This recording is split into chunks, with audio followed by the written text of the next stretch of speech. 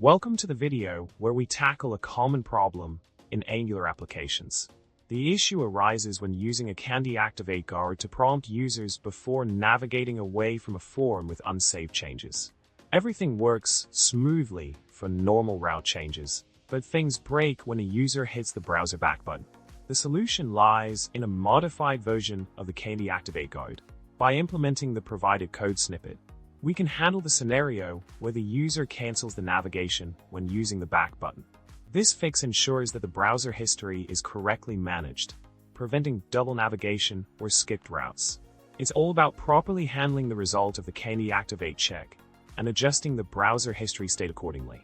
To summarize, we've addressed the glitch in navigating back from a form with unsaved changes by enhancing the CanDeactivate guard with a more robust approach. Remember to apply this solution in your Angular project to maintain a seamless user experience. Thanks for watching, and don't forget to subscribe, like the video, and leave a comment below. Happy coding!